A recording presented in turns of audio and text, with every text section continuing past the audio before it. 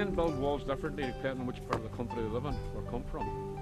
Would you agree with that? Is that out far enough there? It is, but you've a big gap on I here. don't, what are you worried about gaps? There's not rats or something. Put on the one side, will You know, it's a very difficult thing to do. You get a constant barrage of abuse at the same time. There used to be dances in it.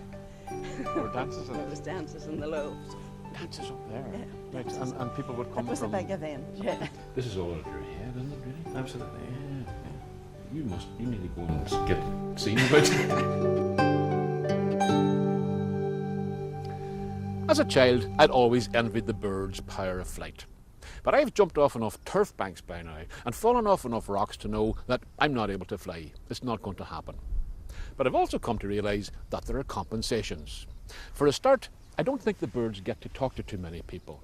They're reputed to have very poor memories, they know nothing about history, and I'm pretty sure they take flying for granted.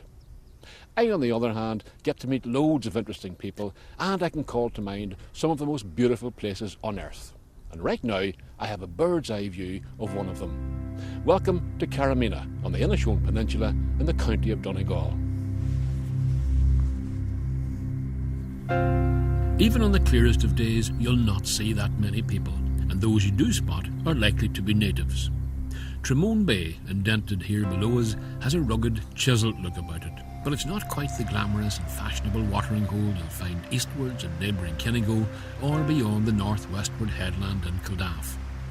So, largely untroubled by tourists and bypassed by day trippers, the village and townland of Carrowmena and the coastal lands around it have been shaped solely by the needs and struggles of the farming, fishing and tradesfolk who've worked the soil from mountain foot to rocky edge and beyond in the waters of the North Atlantic. Like a lot of rural areas in this part of the world, Carrowmena's chief export was its people, a rich asset which was bled away by a mixture of famine, emigration and eviction at the latter end of the 1800s. John A. McLaughlin was born and raised in the village of Carrowmena and has recently put pen to paper to preserve his own memories and those of his antecedents passed down to him. Part of that ancestral memory involves a harrowing tale of eviction, but since Carrowmena is a short village with a long history, we started somewhere back there when the Farrens ran a forge here and gave the local farmers reasons to leave their fields occasionally, to come and get the horses shod and have a chinwag with somebody who was most likely called Doherty or McLaughlin. Your own family have been here for generations. Generations. The McLaughlins go back a long bit. Yes. Yeah. And my great-grandfather would have lived in that house across there. This is a beautiful wee... he was known as Paddy John. Paddy John. He's your great-grandfather? Yeah, great-grandfather. So we would call the Paddy Johns, and then his son Neil, because he was an old RIC, yes, a head constable, and they were known then as the Heads. Because he was a head constable? The heads, right. So nicknames were there to distinguish people? To distinguish, because there's so many McLaughlins and Dohertys. You mentioned earlier on one of your family or somebody who had gone and joined the RIC. Yeah. This little village here, Carrowmena, has got, I think, an unrivalled record for providing people who joined either the Guards or the RIC or the forces. Yeah. And it's an astonishing number of people, isn't it? In fact, in my book, I'd have quoted that it has provided more people to the forces and the establishment of the Irish Free State than possibly any other village in Ireland. Wee tiny place like this. A tiny place like this. Yes. It's just unique. Yeah. Maybe it was coincidental that all these fellas were all of the right age group, all the early 20s. And so, I mean, was it the case like one man went away and came back in his holidays and said, "Boy, it's great. It's great life." Was it as simple as that? Was it as simple as that? I think it would be. Right. In other words, he was a good recruiting officer. I see. Yes. He obviously was. Yeah. So, how many at any one stage? Like, I mean, you're talking back in the 20s now. Yeah, there were 8. 8. Yeah. From one wee tiny village. In fact, there was 3 from Carrowmena. There was Hugh Beattie, Jim Beattie, and Paddy McGonigal, who joined in the one day, the 31st of March, 19 and 22. Yes. And also then I had 2 uncles who joined the Irish Free State Army and came through the Civil War. Right. And then one of the uncles went to America, and his daughter, Ellen, married the famous playwright Reginald Rose, or Reg, as she called him, Reg Rose. Rose. The man who written the play, famous play, 12 Angry Men. 12 Angry Men. And I talked to him one time, and he talked about, you call the man that done the Death of a Salesman. Arthur Miller. Arthur Miller. He was very friendly with him. Right. And you've actually met him. Oh, did he realise what a distinguished person he was talking to at the time when he met you?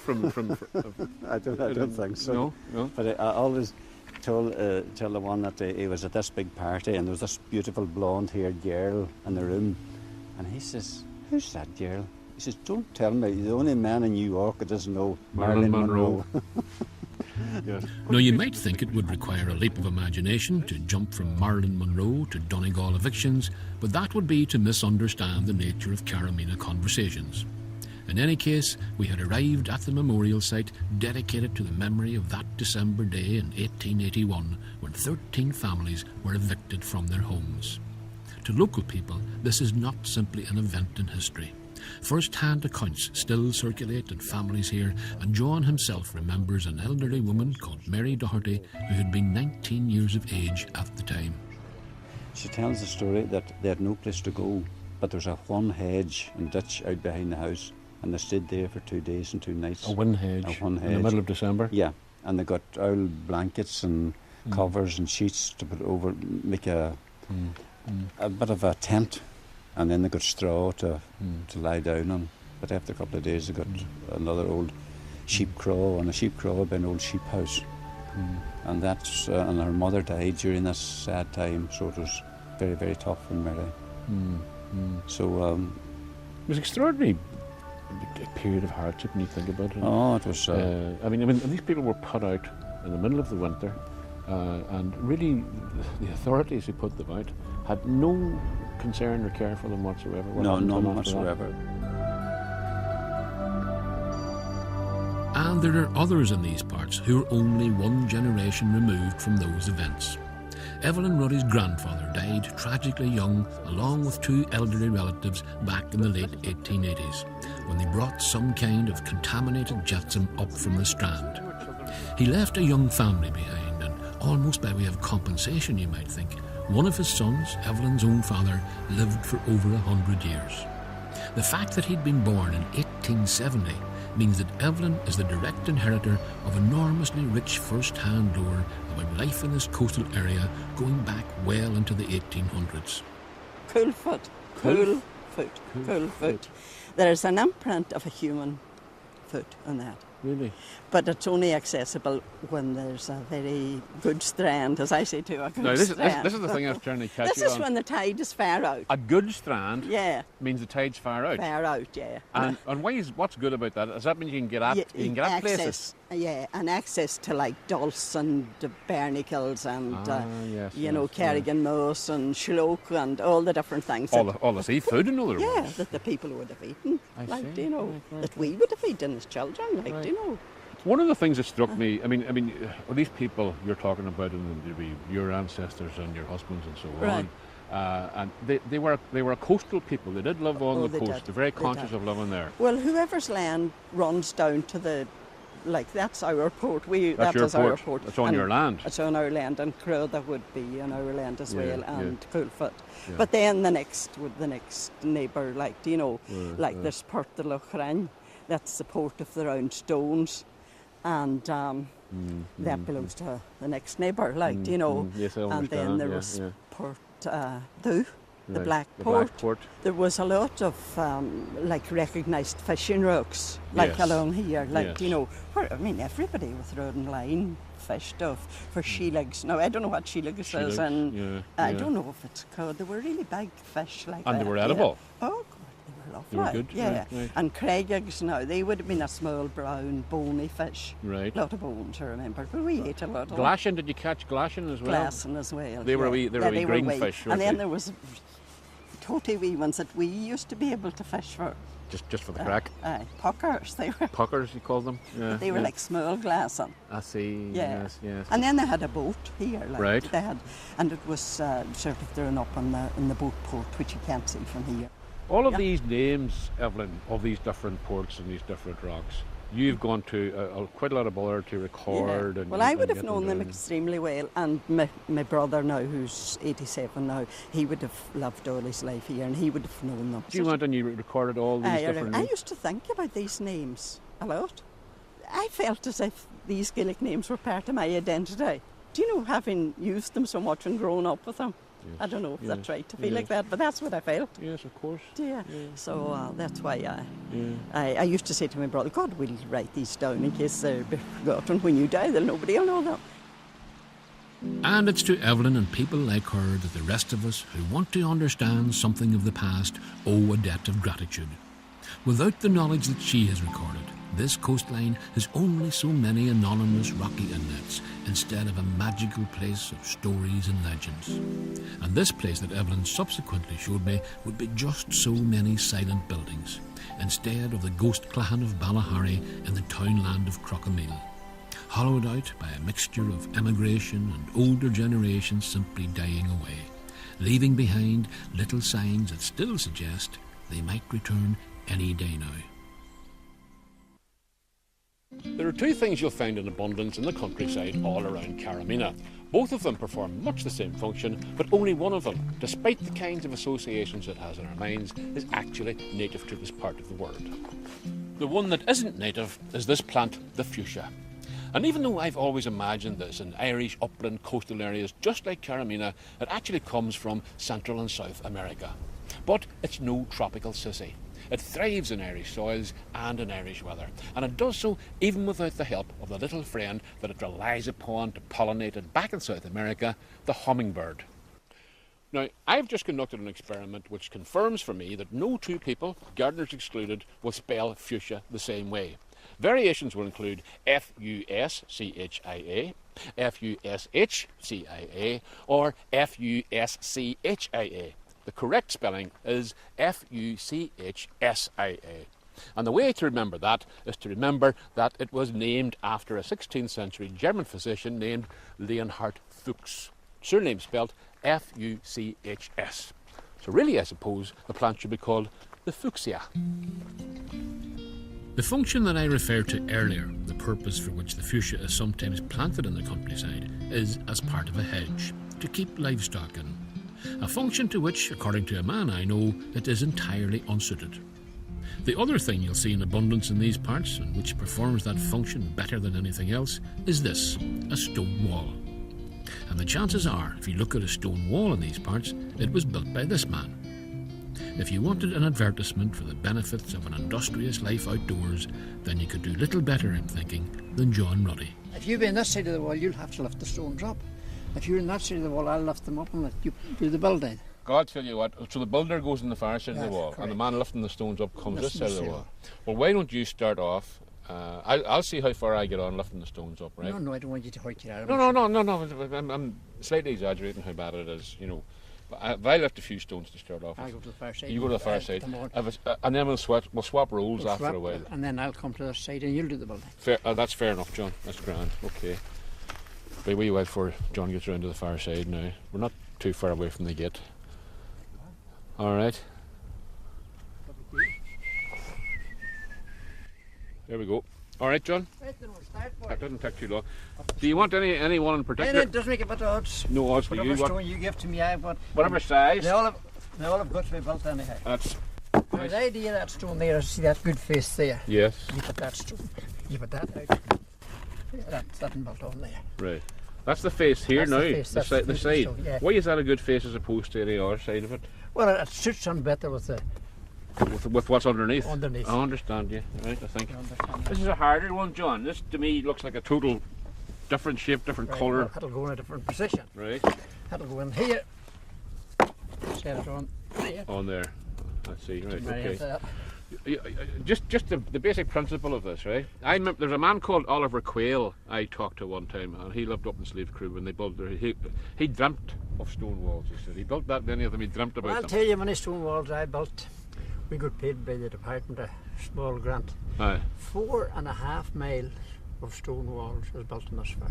You personally built I personally built 4.5 miles. 4.5 miles. That's an awful lot of stones. Well, now, that's only 2 of the fields there. Yes. And you start there and you go right from that, Yeah. right round to the main road, the other side, and back up the lane, Aye. across there in the middle, across them fields there. 4.5 Four and a miles. half mile. That wasn't my measuring. Yes. They were a grant. Somebody else measured it for you. And Measured by the Aye. plane going around. I tell you what, you didn't do 4.5 miles at the rate I'm going on, that's for sure. Here, I'll give you another one up there. That's a fine that, stone. well, which face? This That one? stone, that and again, that and Yeah, there. that's the face which would be That's out. the same fish for there. Put that one there. And you're trying to, when you're placing these, obviously. You must get them right. You don't have them rocking. So you want it sitting down so that it's Sitting not down. going to be shaking around. I don't. Be shaking I around. got you. Right. You can tell me if you want chunky ones, flat ones. You don't. We do a variety on this side here, you know. You don't. They all have to be built. They all have to be built. John, was the original idea when you? No, that's a brilliant stone there to me. That's the facing side there. That's a good stone. See how quickly I'm learning. Oh, you've done this before, I so have, but under different circumstances. I was saying to you earlier on, men build walls differently depending on which part of the country they live in or come from. Would you agree How with is that? that? Is that out far enough there? It is, but you've a big gap in here. What are you worrying about gaps? It's not rats you're stopping. No, right, true It's enough. animals. That's too small. Aye. We'll fix that with rubble later. If you're right, if you're happy, I'm happy enough. you're the boss. We keep the stone. That's Go on. right, yeah. See, one thing in stones, I must tell you, What? they all have to be built. Right. Never pick. Don't be picking and Don't choosing. be picking and choosing because you'll be left with a whole lot of bad ones if you did that, That's true enough. and you'd go nowhere. That's what happens in life generally, isn't it? We do too much picking and choosing instead of using what we get. Right, the philosophy of stone building. There's this thing is an ugly stone. These fields around here now where you did your 4.5 miles and so on. Would those stones all have come from the fields Them themselves? stones all came from the fields. And those fields look so beautifully flat now at the present time. Well, when we had an agriculture instructor at that time, fireman was changing, and he says to me, we ploughed a field and there's a lot of stones lying on the top. He says, you'll be shifting them stones and you'll be putting them somewhere, and no matter where you put them, they'll be in your road someday. That's true. What you do with them stones now, John, he says, whatever stones you pull out every year, build a bit of a wall. Not a fancy wall, a bit of a wall. That's a fence for your day, and you're rid of the stones. There you are, right. That was It's killing 2 birds with one stone. killing 2 birds with one stone. One stone wall. Know your stones now, boys. How did you put that on now? What way did you put them? I think I would put it across the road with this one here facing out towards the gate. Why would you do that now? You have a nice straight face on this side. Because you're contrary. Win, pick it up. Some considerable time later, John and I were putting the finishing touches to this wall with a kind of capstone that John had set aside for the purpose. There's something deeply satisfying about building a stone wall, and in John Ruddy's company, it's doubly so. Stone of one sort or another features quite prominently in the work of local artist John Quigley, who seems to have settled nicely into the quiet backwater that is the village of Carrowmena, where he has opened his Ardrua studio. Local and traditional myth and legend is the stuff that inspires John. Now, I did refer to this place as a quiet backwater, but just as earlier we were talking of Carrowmena's connection to Marilyn Monroe, isn't it kind of ironic that it also has a connection to a brother of somebody Marilyn would have known quite well? He wanted something special for if they were commemorating the Irish famine, and he wanted to give a gift to I think to 50 senators, one from each state. And He didn't do things by half, did he? No. So I mean, I got contacted and just was told that there was a special client who needed a design done, and that was fine. I did the design, sent it off, and this arrived in the. He sent one. He post, sent one back to you. Yeah. So this design that you did here in Carrowmena is now probably sitting in every single Senate office. It'd be nice to think, wouldn't wouldn't it? Must have been. He did over 50 of them. Yeah. So each of the senators, whether they were political enemy or not, got Yeah, one. they Got one of these. Yeah. So it's quite nice. That's a nice thought. It certainly is. It is. So you're famous worldwide now at this stage. No. Obviously, I mean No, all over America. I really wish it was. Every American senator has got an original John Quigley. You know? The detail is absolutely amazing. I mean, all of those wee tiny circles, every single one individually. You must have good eyesight. for starters? It's starting to go slightly. Is it? Yeah, it's not as sadly it's not as sharp as it used to be, you know. Yes, yes. But no, the eyesight's pretty good. I mean, it's the worst part is actually the hand. Really? The shake, through time you find that the hand shakes a bit more, you know. I have that problem, but really, I discovered a cure for it. Really? Don't have so much Guinness at night. No, I don't drink. I really don't drink. But that's supposed to be, as you get older, you're supposed to grip your hand like that when you're actually working. Right. You But you do such tiny, precise. I mean, there's no big, broad brush strokes here. This is all tiny. That's why it takes so long. Very delicate work, isn't it? It also requires, I imagine, huge imagination, because this is all out of your head, isn't it? Really? Absolutely. Yeah. You need to go and get seen about. And this is out of your head. These are the kind of visions that you have to conjure up. In other words. Yeah, but put it like this: it just comes in. You know, it's just the influences that I've had growing up and all, you know. But I get, when you say influences, I get the impression that as a child you loved comics, especially the classier, more illustrated ones. Yeah, absolutely, yeah. And also, you were telling me earlier on you worked with Jim Fitzpatrick. Jim Fitzpatrick, yeah, for 10 years. He kind of brought an Irishness to this kind of art. Absolutely. Didn't he, really? He kind of, what he did is he sort of brought the American comic book influence, bit of the stained glass and all, combined them all together. Bit of there's a Czechoslovakian artist called Muka. He took a bit of that and he combined them all together, and I was a huge fan of Jim's. And you actually worked with him for a while. Didn't collaborated with him for almost 10 years. Yeah, for 10 years. Yeah, it was great. Right. Yeah, very interesting. So here you are now in Carrowmena. You have your own studio and doing your own. And are you drawing a lot of your inspiration from Irish myth, Irish legend? I'd say 90% of it would be. Yeah. Really? 90% of it, yeah. Donegal, locally? Donegal has a major part of sort of areas of mythology. The problem was with Donegal is a lot of it was forgotten, and you would get a story like Balor, you know, the big second battle of Moitura, which happened, has a lot of connections with Donegal. You've got Green and Navalia, of course, which is one of the, that was built by the Dagda, was one of the two of the Danann. So Donegal features quite heavily, you know. So your interest obviously doesn't end with the art. You get into myth and legend and history. Myth and legend. Yeah, well, I mean, I'm actually working now on a book of combining. This is one of the pages from the book of. It's like lost mythology of Donegal. Right. I'm trying to go back to the actual original documents. Right. Because Irish mythology tends to be like Chinese whispers. You know, people don't go back to the So as I'm trying to go right back to the very beginning and take it from there, and the paintings then are sort of like stained glass panels telling the story.